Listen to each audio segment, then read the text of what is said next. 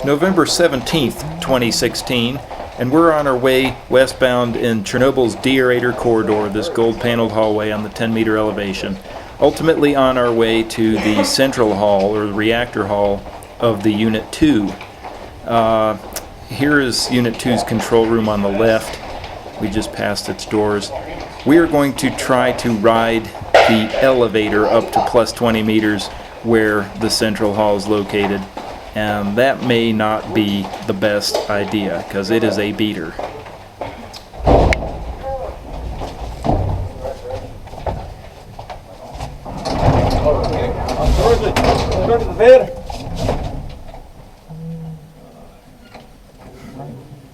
And it drops.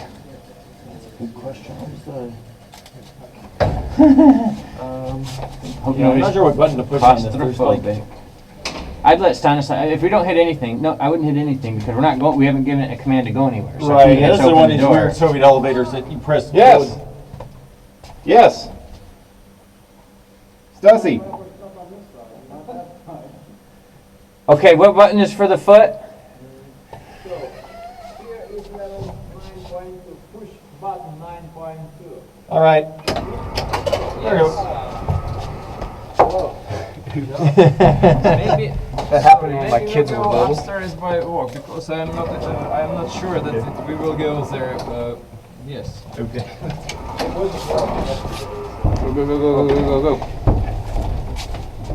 Because we had some problem with it. Let's go upstairs. Let's take the stairs.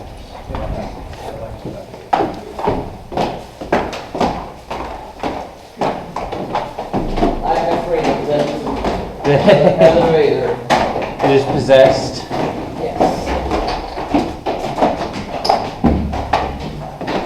So we'll work our way up this stairwell to the 20-meter elevation and get off there to go visit the central hall.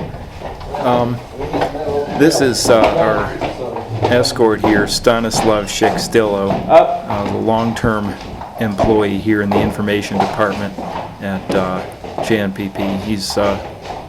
He's been here since the days that this was an operational nuclear power plant.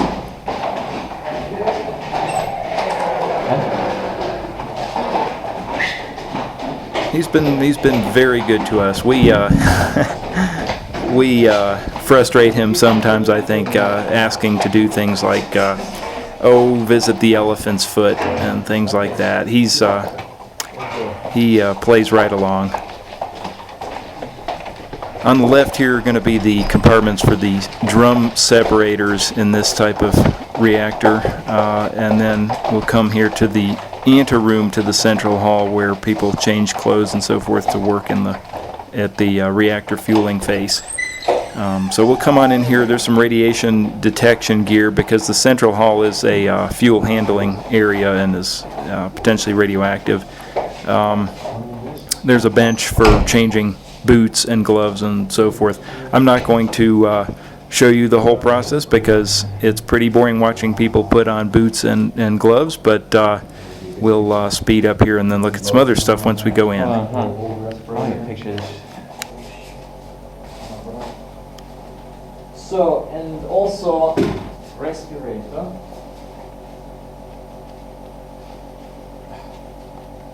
Naturally.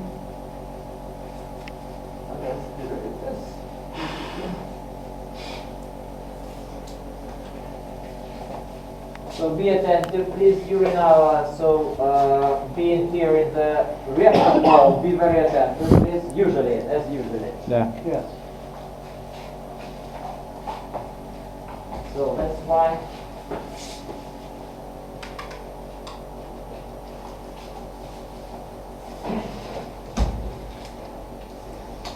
It might be backwards. Huh?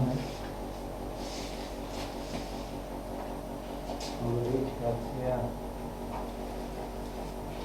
There's a little cardboard in the back. It's okay. I know. It's better to do it like this because they are too big.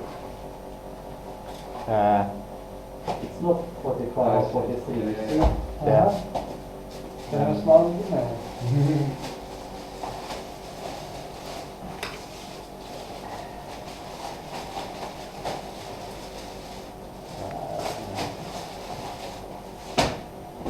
gloves also. Yeah. Gloves. Ready? Ready. Okay, let's be here. Let's go. Okay. So we're heading in.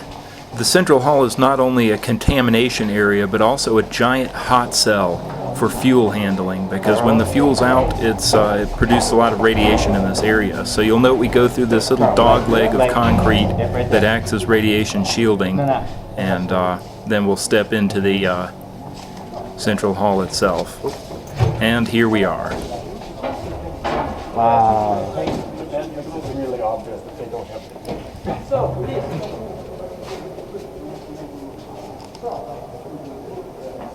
This is again small information again for you here attention here how you're walking, because something is open and the request of this operator not to go here on the yes, upper core of the reactor.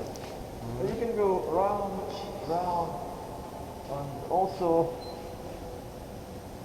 like this. And I asked him to switch off the light. Oh, Yes. спасибо. Спасибо. Да, спасибо. Если наша помощь нужна, пожалуйста. Я понял. Я вас... Look at that fuel handling machine. Oh, like a rock. You can, if you wish to go here, only this. Don't go there. The RBMK reactor is constructed from graphite blocks that are penetrated vertically by pressurized tubes that carry the nuclear fuel and other in-core devices like control rods. And what we're looking at here is the top plate of the reactor, where it's been penetrated by all of these channels, and there is a protective heavy metal cap over each of the channel penetrations to protect it from mechanical damage. The reactor is empty right now. There's no fuel. It's all been taken out, and there's also no water. So actually there is a little bit of radiation up here, and it's due to radioactive material down in the channels, and the radiation is streaming up through the empty channels and up to the fueling face where we are now. Over here on the side are a bunch of heavy steel plates that cover up the steam water pipelines from the upper part of the reactor, and they will go under the wall on either side of the central hall and bring steam to the drum separators. Wow. Over here are some caps for the technological channels. They're a little bit radioactive just because of their proximity to dirty stuff, but they again provide mechanical cover to the channels up here on the core face. More than 1 minute. Yeah. We're going to go ahead and pass between the two spent fuel pools. There is no fuel in these pools. It's all been taken out to ISEF-1. What you see there, we'll take another look at later. Those are what I call stringers. They're the holders for things that are inserted into the technological channels. It's all back there. And there's some other ones. These are presumably not used. They're not being held in the spent fuel pools. But you can see the little fixture by which the refueling machine grabs the stringer and pulls it out. And ordinarily there would be fuel on the other ends. There's two 3.5 meter long bundles end to end. And here's where fresh fuel is stored in preparation for use. Also down at this end of the reactor hall is the transfer corridor for fuel. It's just to our left here, and this is where new fuel is brought up from below when it's shipped in, and also used fuel can be taken out in a cask. Good view here of the stringer assemblies. This is the top end of the stringer where the machine would grab it. We'll go take a look at some other stuff and here in the central hall. So I'll go ahead and cut the clip here. The light's coming. I'm just waiting. This is the spent fuel storage area in the number 2 reactor, and I want to be clear, there is no fuel remaining here. In fact, there's no water in the pool at all. What we have in the pool now are the upper assemblies, the the stringer assemblies that would hold fuel in the technological channel if you had the fuel in there, but these stringers are obviously, as I said, not loaded with fuel, Over here. but they are radioactive, which stands to reason because they're so close to the operating parts of the reactor. And so Lucas has called me over with the ion chamber to look at a hot spot he found here, and we're gonna see just how hot it is.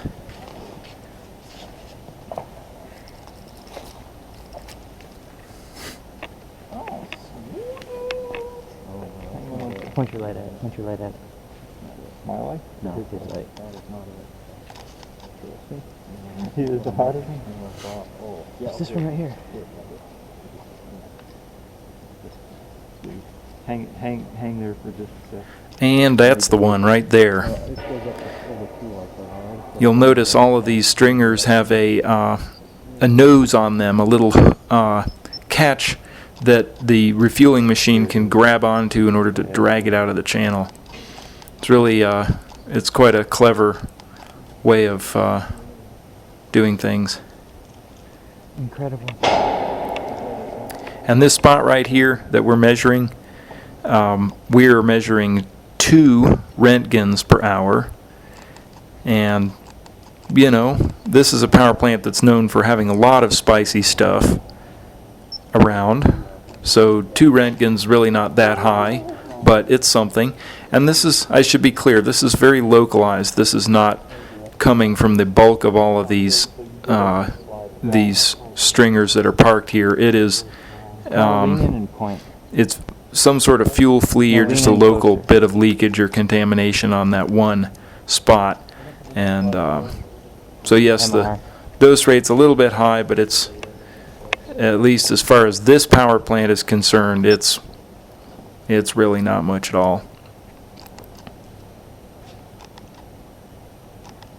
Stanislav, how many times have you been in here? Many? Yeah. Is it okay if I walk up on the scaffolding now that everyone is down?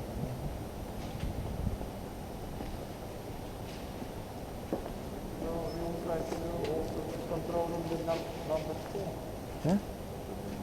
Spasiba, spasiba. This is incredible.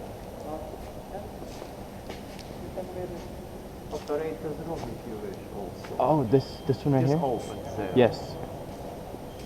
So now we're going to go up and look at the refueling machine operator's room. And as mentioned before, the central hall of these reactors is basically a large hot cell, because when spent fuel comes out of the core into the refueling machine, there's a lot of radiation in here. And so the operator sits in a little booth behind a leaded glass window, and we'll go take a look at that shortly. But right here, while we're up and up on the balcony and have a good look down at the core, I'll just mention a few things. There are about 2,000 penetrations vertically through the RBMK core, and some 1,700 of them carry nuclear fuel. These are the so-called technological channels. And then we have about 200 more that contain control rods of various types. The control and protection system has rods that descend from the top of the core. It has short absorber rods that come from the bottom of the core.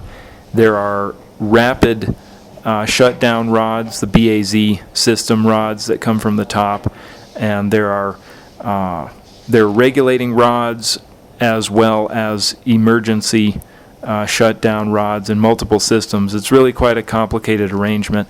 And in this reactor, at least, and in the number 3 unit at here at Chernobyl, one channel that belongs to the control and protection system has actually been set aside for neutron doping, activation doping of silicon. And we saw that channel in the control room. Its servo indicator indicated that it was being used for silicon rather than a normal control and protection system channel. And here in the photo you can see exactly which one that is. Now we're going to go into the booth here where the refueling machine operator sits, and you can see the window that operator looks through when he's working.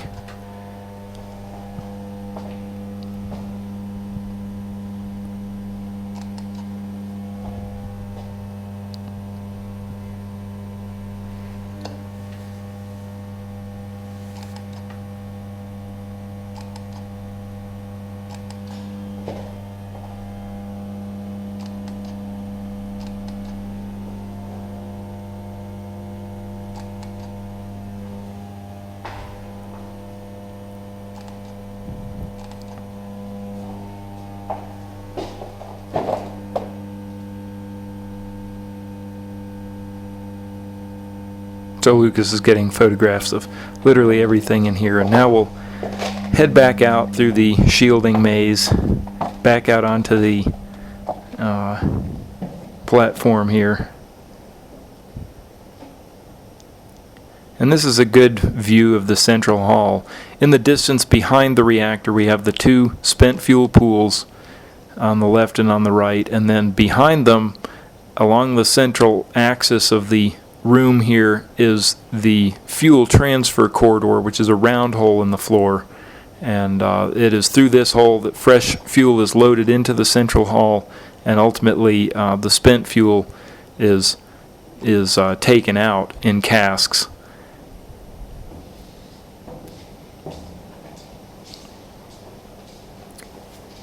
Anyway, I think that is a good overview of the reactor fueling face in Chernobyl Unit 2. This reactor has been offline since the accident in 1991 that basically destroyed all of its number 4 generator and its feed water pumps. And it was a political decision not to restart the number 2 reactor, but to leave it shut down. And it's been that way ever since. So the history of this place, even though the lights are on and it's quite pretty in here, this has been a shut down nuclear reactor since before the Soviet Union came apart. So there are many people alive who have been alive for a shorter period of time than this reactor has just been sitting here. And so in the nuclear decommissioning business, things take a long time. And the number 2 reactor here at Chernobyl has been just sitting in this defueled state now for quite a long time.